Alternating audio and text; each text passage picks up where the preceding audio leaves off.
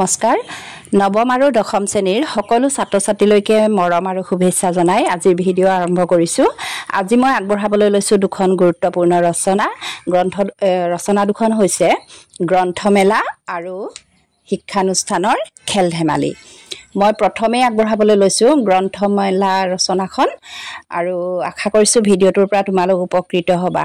ভিডিঅ'টো যদি ভাল লাগে এটা লাইক শ্বেয়াৰ আৰু কমেন্ট কৰিবা আৰু যিসকল ছাত্ৰ ছাত্ৰীয়ে এতিয়ালৈকে মোৰ চেনেলটো সাবস্ক্ৰাইব কৰা নাই অনুগ্ৰহ কৰি সাবস্ক্ৰাইব কৰি থবা। প্ৰথম ৰচনাখন হৈছে গ্ৰন্থমেলা। আৰম্ভণি।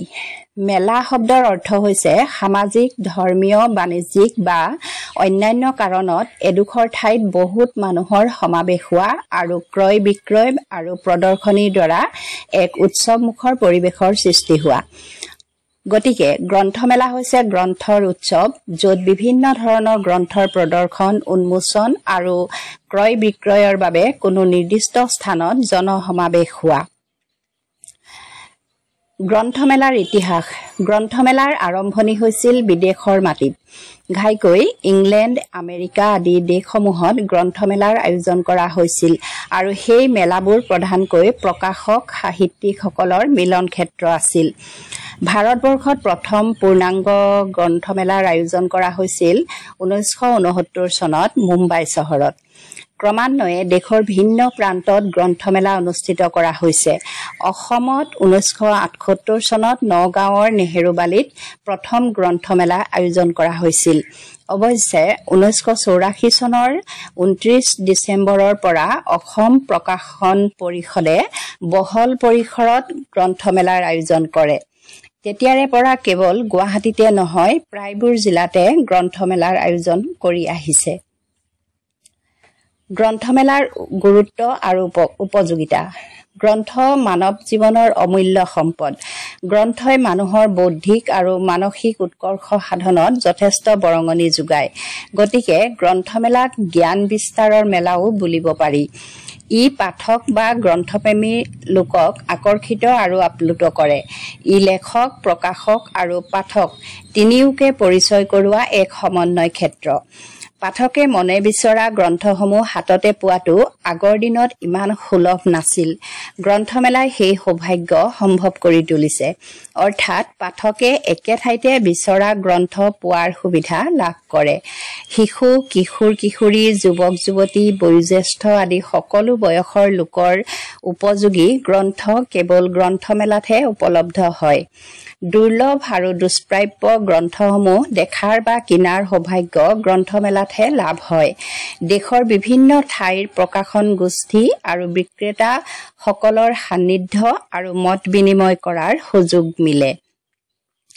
বৰ্তমান সময়ত গ্ৰন্থমেলাসমূহ কেৱল গ্ৰন্থৰ ক্ৰয় বিক্ৰয়তে সীমাবদ্ধ নাথাকে।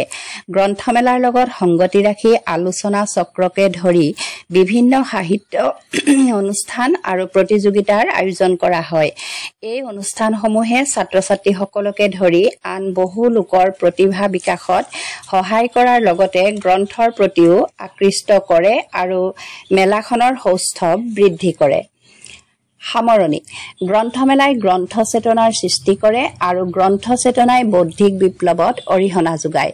সেয়ে অন্য মেলাতকৈ গ্ৰন্থমেলাৰ চাহিদা আৰু সমাদৰ বেছি। বৰ্তমান যান্ত্ৰিক যুগত নতুন প্ৰজন্মৰ মাজত গ্ৰন্থ অধ্যয়নৰ প্ৰতি সিমান উৎসাহ দেখা নাযায় যদিও গ্ৰন্থ আৰু গ্ৰন্থমেলা কেতিয়াও ম্লান পৰি নাযায়। গ্ৰন্থমেলাসমূহত পাঠকৰ ভিৰ আৰু বিক্ৰীৰ অভিলেখে যথেষ্ট আশাৰ সঞ্চাৰ কৰে। গ্ৰন্থমেলাৰ আয়োজকসকলে এই দিশত গুৰুত্ব আৰোপ কৰা দৰকাৰ যাতে মেলাত পুৰণি সকলো গ্ৰন্থৰ সমাহাৰ ঘটে আৰু নতুন নতুন প্ৰকাশন গোষ্ঠীৰ আগমন ঘটে। লেখক, প্ৰকাশক, পাঠক তিনিওৰে সংখ্যা বৃদ্ধি কৰা আৰু এক সুস্থ বাতাবৰণ সৃষ্টি কৰাটো গ্ৰন্থমেলাৰ উদ্দেশ্য হোৱা উচিত। ছাত্ৰ ছাত্ৰীসকল, গ্ৰন্থমেলা ৰচনাখন সিমানেই। এতিয়া আহিছো মই পিছৰখনলৈ। শিক্ষানুষ্ঠানৰ খেল ধেমালি। আৰম্ভণি। শিক্ষানুষ্ঠান হৈছে ছাত্ৰ ছাত্ৰীৰ আনুষ্ঠানিক শিক্ষা লাভৰ আলয়। ছাত্ৰ ছাত্ৰীসকলৰ সৰ্বতো দিশৰ বিকাশ সাধন কৰাই শিক্ষানুষ্ঠানসমূহৰ মূল উদ্দেশ্য। সেয়ে কিতাপৰ পাঠ্যক্ৰমৰ উপৰিও পাঠ্যক্ৰম বহিৰ্ভূত কিছুমান শিক্ষাও ছাত্ৰ ছাত্ৰীসকলৰ বাবে অপৰিহাৰ্য। ক্ৰীড়া বা খেল ধেমালি শিক্ষা ব্যৱস্থাৰ এক অবিচ্ছেদ্য অংগ। ই ছাত্ৰ-ছাত্ৰীৰ শাৰীৰিক আৰু মানসিক উৎকৰ্ষ সাধনত যথেষ্ট সহায় কৰে। খেল ধেমালিৰ গুৰুত্ব। শিক্ষা লাভৰ প্ৰক্ৰিয়াত খেল ধেমালিয়ে যথেষ্ট গুৰুত্ব বহন কৰে। প্ৰথমতে ই ছাত্ৰ-ছাত্ৰীসকলক দৈনন্দিন পঢ়াৰ গধুৰ দায়িত্বৰ মাজত কিছু আনন্দ উল্লাস আৰু আমোদ লাভৰ সুযোগ দিয়ে। দ্বিতীয়তে খেল ধেমালিয়ে ছাত্ৰ-ছাত্ৰীসকলৰ শাৰীৰিক বিকাশ আৰু দৈহিক সুস্থতা অক্ষুণ্ণ ৰখাত সহায় কৰে। তৃতীয়তে শিক্ষানুষ্ঠানৰ খেল ধেমালিৰ পৰাই বহু ছাত্ৰ-ছাত্ৰীয়ে নিজকে ক্ৰীড়াৰ জগতখনত প্ৰতিষ্ঠিত হ'বলৈ সুবিধা পায়। এনে বহুতো ছাত্ৰ-ছাত্ৰী আছে যিসকল পঢ়া শুনাত ভাল নহয় কিন্তু ক্ৰীড়াৰ ক্ষেত্ৰত আগ্ৰহী। তেনেবোৰ ছাত্ৰ-ছাত্ৰীয়ে শিক্ষানুষ্ঠানৰ খেল ধেমালিৰ পৰাই নিজৰ জীৱন গঢ়াৰ বাট বিচাৰি পায়। শিক্ষানুষ্ঠানত খেল ধেমালিৰ আয়োজন। বিভিন্ন শিক্ষানুষ্ঠানত খেল ধেমালি আয়োজন কৰা সময় আৰু প্ৰক্ৰিয়া বেলেগ বেলেগ হয় যদিও প্ৰায়বিলাক শিক্ষানুষ্ঠানত বছৰৰ আৰম্ভণিতে অৰ্থাৎ জানুৱাৰী ফেব্ৰুৱাৰী মাহত খেল ধেমালিৰ আয়োজন কৰে। তাৰ বাবে ছাত্ৰ-ছাত্ৰীসকলক ৪-৫টামান দলত ভাগ কৰি শিক্ষকসকলৰ তত্বাৱধানত বিভিন্ন খেলৰ প্ৰতিযোগিতাত অংশগ্ৰহণ কৰিবলৈ দিয়া হয়। খেল ধেমালি আয়োজন কৰা কেইদিনমানৰ আগৰে পৰা ছাত্ৰ-ছাত্ৰীসকলক অনুশীলন কৰিবলৈ দিয়া হয়। খেলৰ প্ৰতিযোগিতাত স্থান পোৱাসকলক শিক্ষানুষ্ঠানৰ তৰফৰ পৰা পুৰস্কাৰ দি উৎসাহিত কৰা হয়। সামৰণি। শিক্ষানুষ্ঠানত খেল ধেমালিৰ গুৰুত্ব কোনেও নুই কৰিব নোৱাৰে।